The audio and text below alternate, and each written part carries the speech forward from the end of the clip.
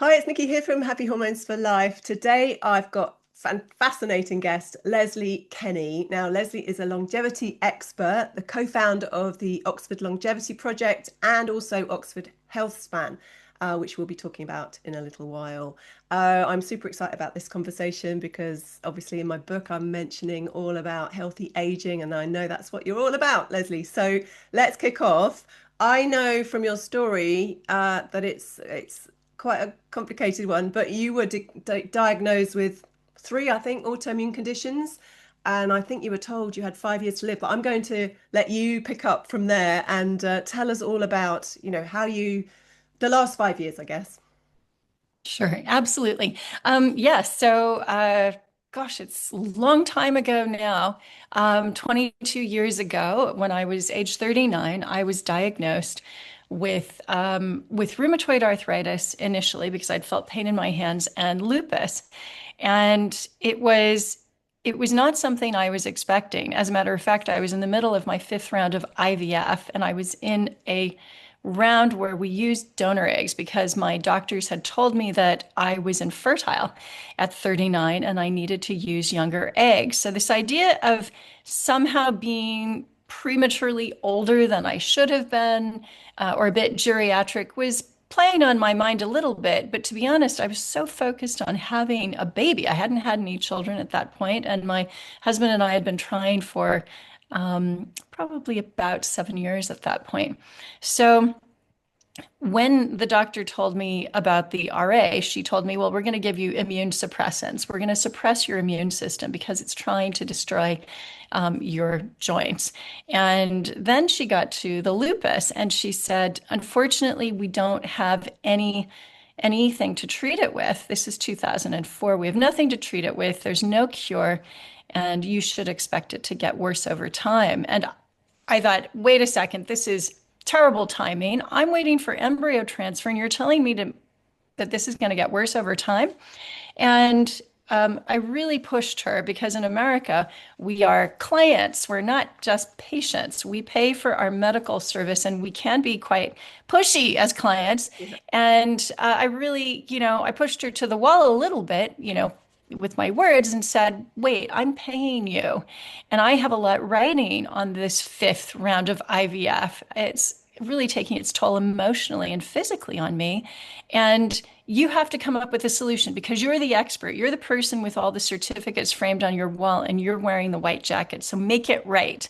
And she looked at me and shook her head and just said, I wouldn't do this cycle if I were you. You've got a good 5 years left.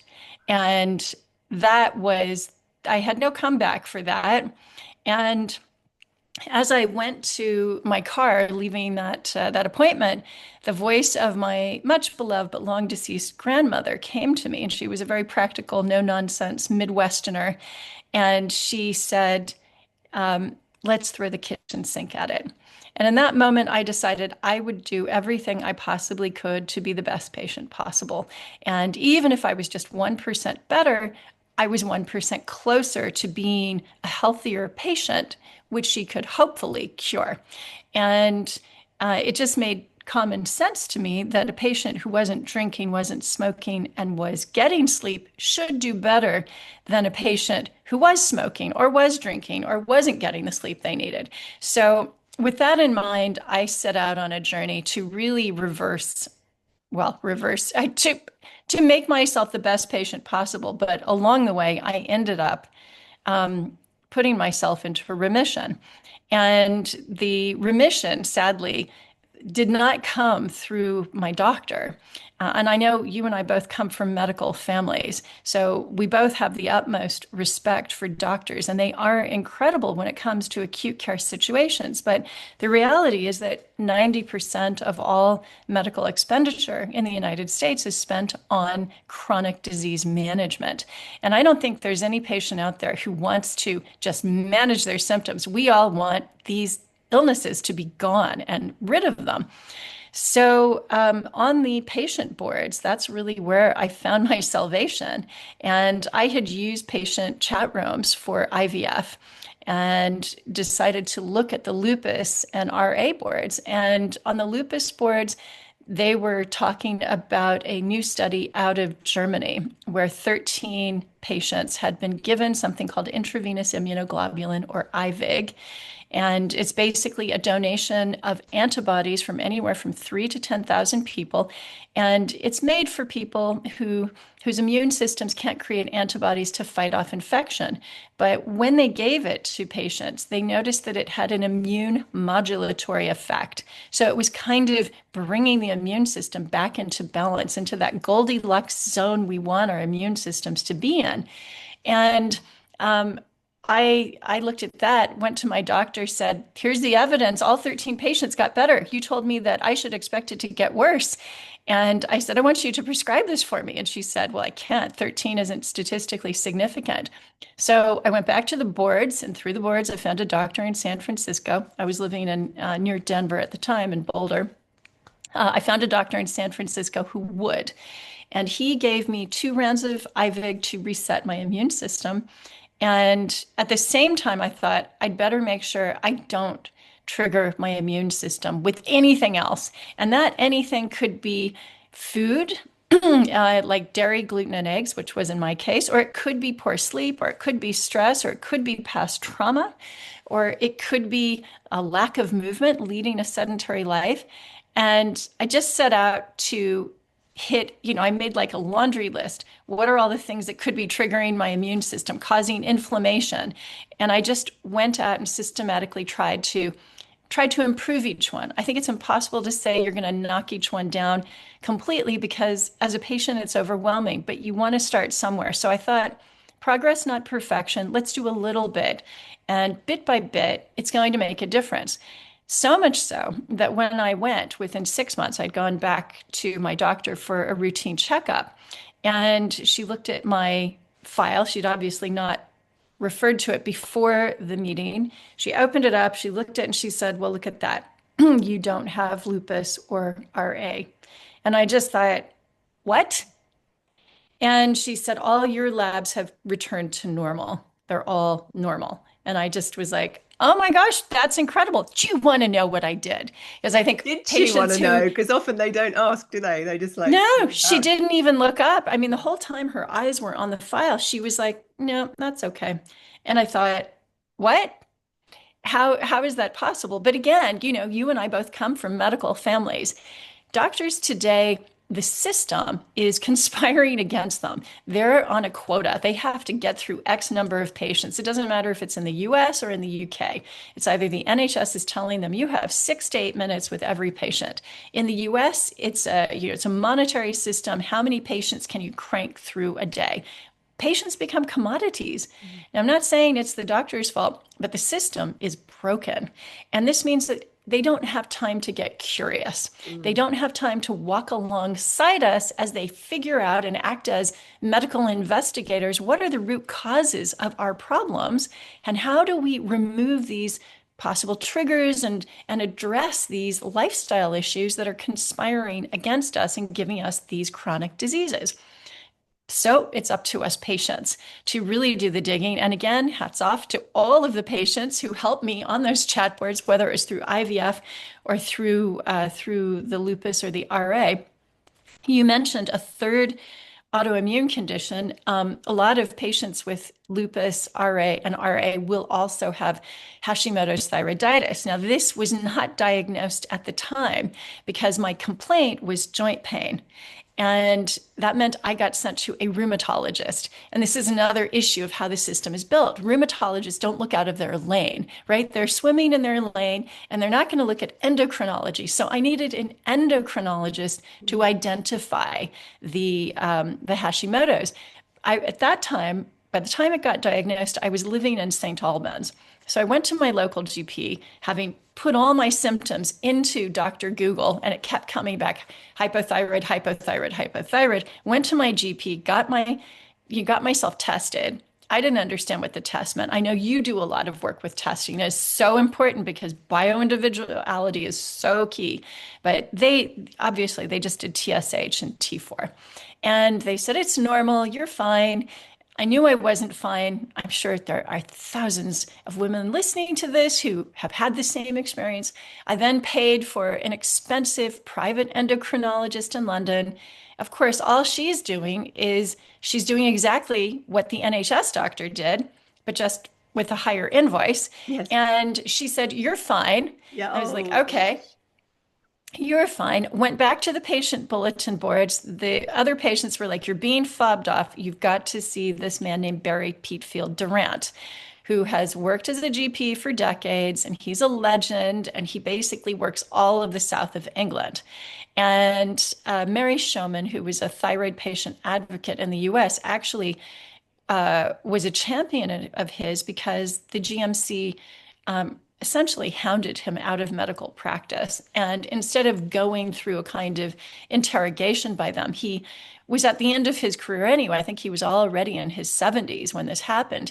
He relinquished his license and he retrained as a nutritionist.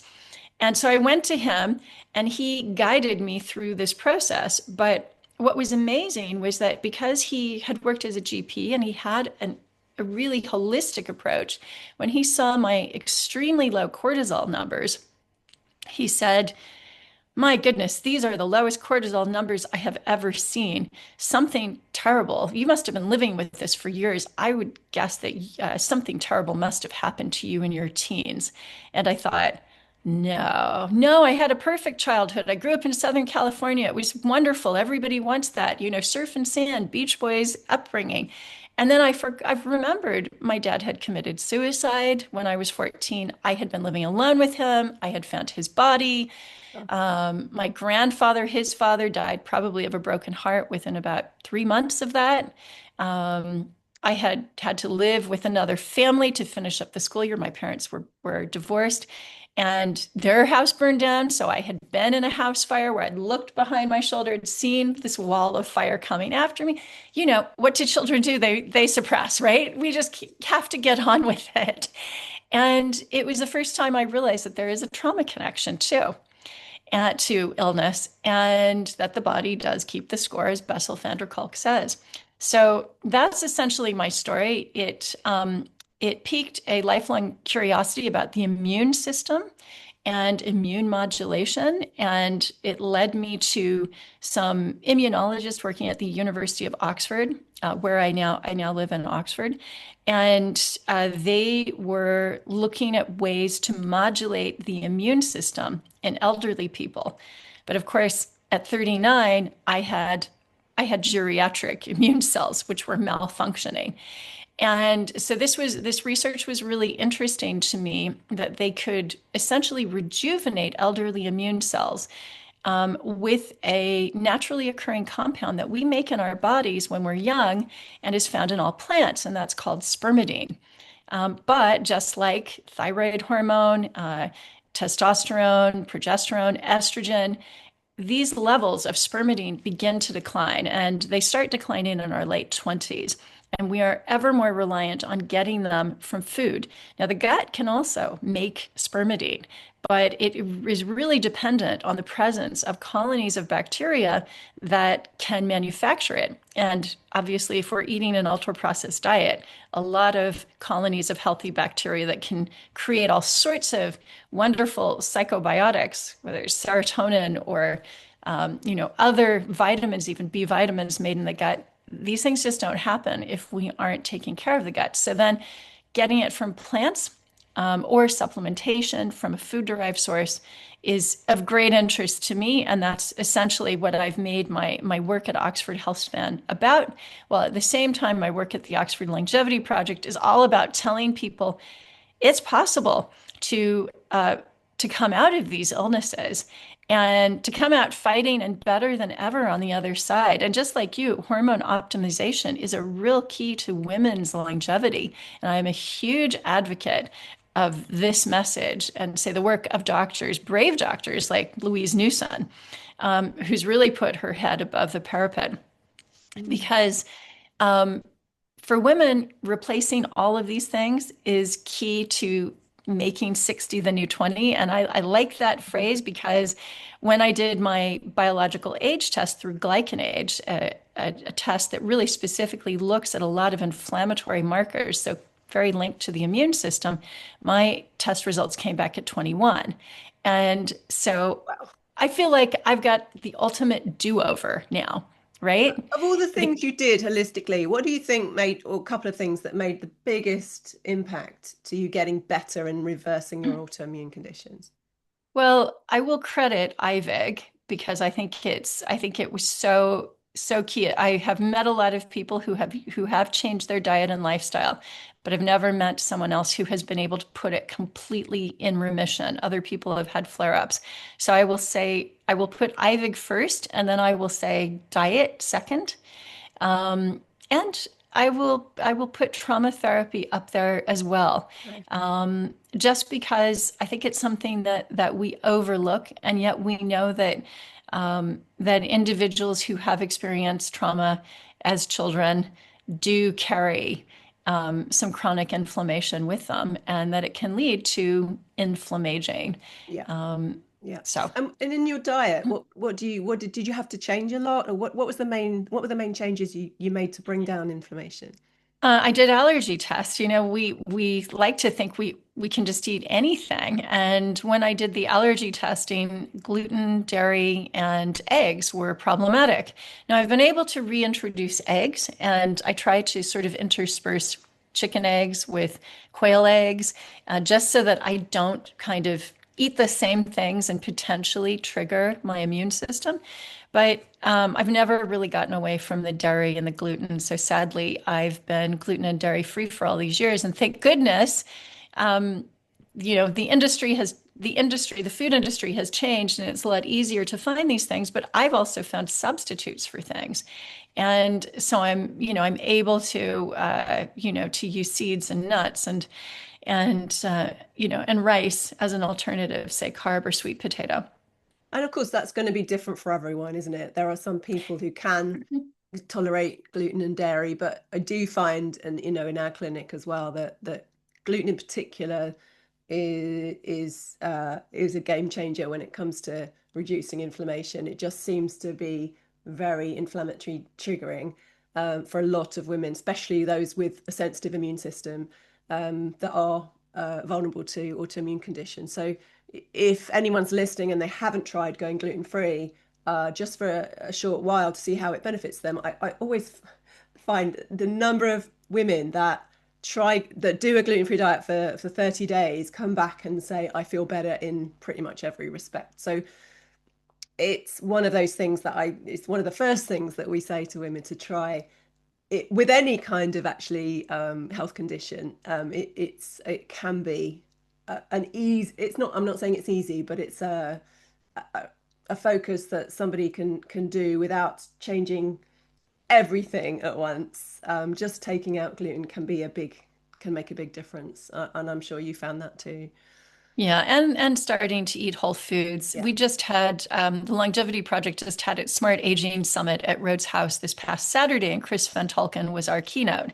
yeah, And he was, of course, he's the author of Ultra Processed People. And honestly, when you realize, even within the gluten-free industry, some of the processed foods, yeah, like the things that are in there, are just they are yeah. terrible for Kind of us. worse, isn't it? It's going to be like Yeah. more inflammation. Yeah, when I say gluten Yeah. free, I mean good alternatives, not the Get processed stuff. Whole Foods and try to Yeah, get, yeah, yeah, find a bakery that does a good gluten-free sourdough, and yeah, then get on their regular list for delivery, that kind of thing. I yeah. think we really do need to go back to whole foods and spending more time in the kitchen, frankly. Yeah, absolutely. I want to talk more about this nutrient that you found, spermidine, because obviously many women in midlife feel like their bodies are suddenly working against them, brain fog, weight gain, all of the stuff that comes with perimenopause and beyond.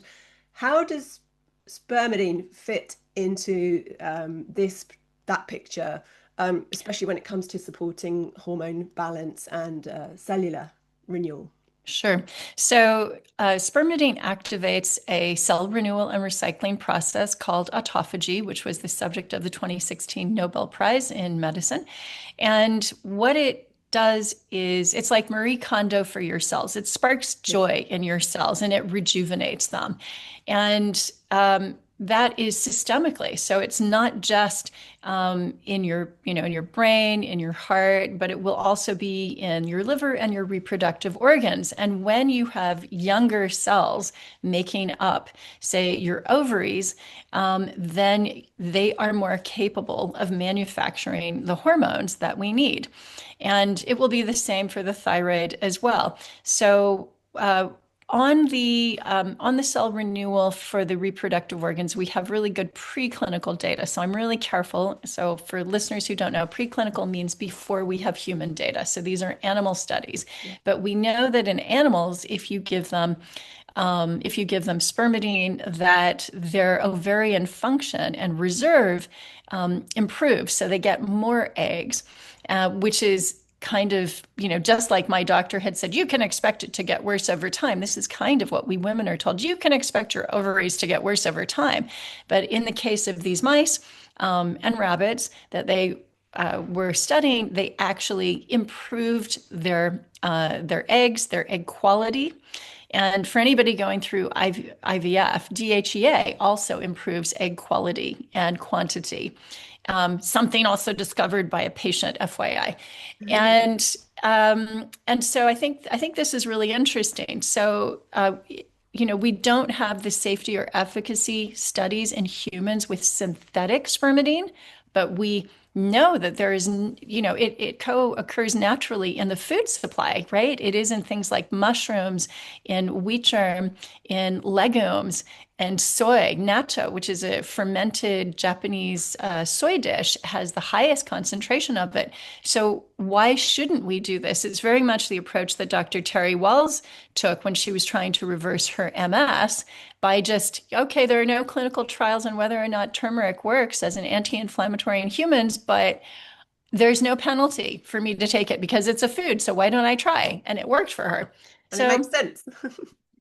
and it makes sense, and of course, there's no financial benefit if somebody puts the money into studying these food derivatives because you can't put a patent on them. And all pharmaceutical companies want to do is get the patented synthetic drug out there, right? So this is why I was really excited about spermidine was its overall systemic benefits. But there was one human trial in Canada where they gave men and women wheat germ-derived spermidine, and they could show that they increased testosterone by just under 50% in men. They increased estrogen, progesterone, DHEA, and pregnenolone in all the women. In 2/3 of the women who took part, their bladder incontinence improved, which was not something that they thought would help. But I suppose because spermidine helps with cell proliferation, it helps with tightening the junctions of the gut lining.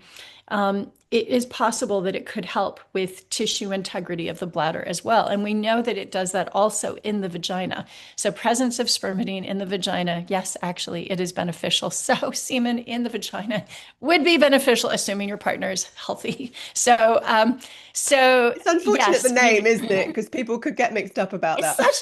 it's such a terrible name. And of course, it was named by a man. What shall we name it? Oh, it's from my sperm. I'm going to call it spermidine. But it's in high quantities in breast milk. And this is why when we women give birth, a baby, you know how the baby gets all its thyroid hormone from us, puts a big tax on the thyroid hormone when the baby's in utero. Well, the baby also relies on us for spermidine. So I'm always encouraging women, eat more legumes, plants, mushrooms, get those things into your diet, soy, so that fermented soy, so that you can get the spermidine you need while the baby is in utero. But also when we breastfeed, breast milk is full of spermidine. And because spermidine also helps keep the hair follicle, the hair in the growth phase of the hair life cycle, when we are giving it to our babies, guess what? We don't have enough for our hair. So our hair begins to shed. And this is a really common complaint of women after breastfeeding. My hair is falling out. What's that about? I felt so great when I was pregnant. I had glossy, shiny hair. I felt wonderful. Well, it's because, your body doesn't care about you as much. It's interested in the survival of the next generation. So it is allocating resources where they are needed. Right. And it will obviously prioritize your baby over your hair. So women also going through menopause, how would it benefit them? Well, it's very, very similar. So just like that study, the Canadian study using wheat germ-derived spermidine demonstrated that you can actually increase those reproductive hormones, including the precursors DHEA and pregnenolone. It can benefit that way. I do not want to confuse anybody though. This is not a replacement for body identical hormone therapy. It is not a replacement for thyroid hormone therapy. This is an overall support that benefits the body systemically, will help with neurons, with cardiomyocytes that govern the rhythm of the heartbeat in the heart, will help with liver function, it will help with bones as well. But it is not a replacement for those other things. And I know you're a major advocate for BHRT, just like me. So I say they are complementary Yeah. It's part of because your we toolkit, do, isn't it? yeah, it's part of the toolkit. I'll just say something about cardiomyocytes. So these govern the rhythm of the heartbeat, and they're a pool of cells in the heart that do not replace very frequently. So at age 26, only 1% of them will replace per year. So if you're doing the math, you're thinking, okay, I'll take 100 years to replace all of the cardiomyocytes in my heart. But of course, just like all the other organs in the body, by age 60, by my age, you only replace 0.5% per year. Right. So the reality is that those cells, we need them for life, but we need to maintain them. They're not replenishing. So how do we maintain them? Like vintage cars. Mine are like 1965 Mustang convertibles, and I need to polish the chrome and top up the oil and get the tires right. Well, you can use spermidine for that. And because it rejuvenates these cells. And that I think that's its magic. Its It's magic like a, mojo is really the sparking joy everywhere. it's almost like a youth pill. Could you call it that? Somebody did in their published scientific journal paper. They wrote something like spermidine, an anti-aging pill, question mark. Mm. And there was a National Institute for Health study on heart health, and it said spermidine, to the rescue of an aging heart. Now that didn't have a question mark, but that was just the statement. So I think it's really interesting that there's a lot of good research, but there's no commercial reason to bring this out because it's in food, right? And even when here at Oxford, the person who introduced me to it actually was part of Oxford Science Enterprises, which is a fund. And he knew me from my work raising money for regenerative medicine companies, people doing stem cells and things. And he introduced me to the scientists because he knew about my lupus and rheumatoid arthritis story. So he's like, this is kind of interesting. Meet these women who were studying spermidine. And so I said, hey, this is great. Let's bring this to market. I think this is a product that could benefit a lot of people. I said, will you invest in us? And he said, oh, no, we can't. And I was like, what do you mean? It's a great idea. And he said, well, it's a food. It can't be patented. And I just thought, oh, I'm thinking, seriously? Mm. So I know you're big into nutrition. I'm big into nutrition. And I feel like, I want people to get more of this into their diet. I've never met anybody, though, who has been able to, nobody has said, oh, I ate a lot of mushrooms and I noticed that my hair got thicker and got longer and, grew past my shoulders and my gray hairs, my sparkles, reduced because these are some of the things that we get reports of with Yeah. with But I primidine think because of the concentration. yeah, you need a bit more help than just eating mushrooms and that natto, which is not everybody's cup of tea, is it? So It is a little slimy, anyway, I yeah. just want to get onto your company. You've created this. Now let me say it right. Primadine. Is that the way to say it? Yep, for the new prime of life. Yep. Prime. I love it. I love it. Yeah. So just tell us what makes this difference to other other things on the market that women could take?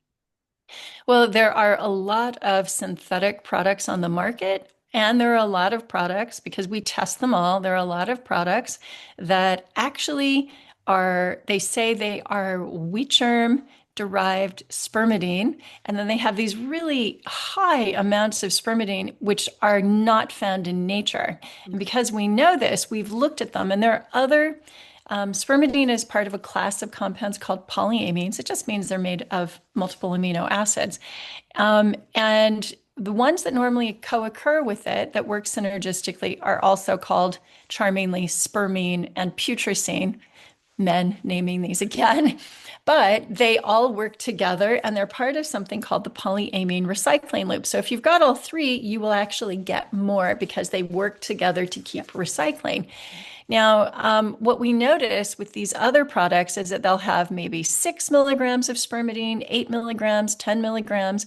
But when we look at the chemical profile at the lab, what we see is just spermidine or tons of spermidine, almost no spermine, and almost no putrescine, which means that then with the ones that have just high dose spermidine, we know it's synthetic. With the ones that have high spermidine, but hardly any spermine and hardly any putrescine, we know that what they've done is they've taken some wheat germ, so they're not lying about this, and then they add in synthetic spermidine.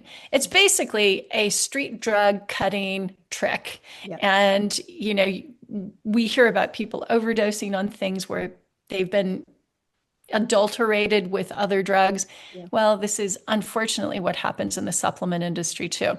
So we get our raw materials all from Japan. The Japanese do not allow the spraying of glyphosate on their crops for drying. And they're very strict about what kind of wheat they allow into the country. And that's where we get our wheat germ. And then we also remove the omega-6 fatty acids. So wheat germ has a high concentration of omega-6 fatty acids, which can be okay for us, but they are in great high quantities in ultra-processed foods, but they also go rancid quickly. And because those fats become part of the outer membrane of the cell, you want that to function properly. So you want clean oils in your diet. And that so can we be remove that. inflammatory, can't it? Too much of that anyway, which is what you're trying to stop. So Exactly. that's amazing. Exactly. And you So also, because this comes from wheat germ, you also produce a gluten-free version too, don't you? yes, for Which is all of the incredible. autoimmune patients Yeah. out there. And we've got a powder which we'll be releasing in the UK. We launched it at the Grammys in Los Angeles in January. So we were invited to do longevity mocktails for the Oh, Grammy winners and nominees at an after party, which was great fun. So we've got that. That one, the original powder, which you can easily incorporate into smoothies and shakes, that one tastes really nice. The gluten-free one, you have to like matcha. If you like matcha, you will be okay with the gluten-free one, but it's not, it does have a grassy taste. well, you So, also do a tablet or capsule, don't you? So yes, we have four you've got different lots of delivery options. formats. There's Yeah, an option for exactly. everyone, is what I'm trying to say. But Exactly. it's a fantastic supplement to put into your anti-aging toolkit, whether you've got chronic conditions or not. We all need to have more cellular renewal and autophagy. So this stuff I'm taking every day, and it's just part of my overall toolkit. And I think, if we can, we should all be taking this. I know it's not cheap for a lot of people, but when you think about preventative medicine and all the things that you're doing to benefit yourself as you get older, this is definitely up there. So fascinating, Leslie. Thank you so much for coming on. Really appreciate your time. And I'll put the link down at the bottom of this for anybody who is interested in trying it. So thank you very much, and I'll talk to you soon. Yeah, thank you too. It's been a pleasure.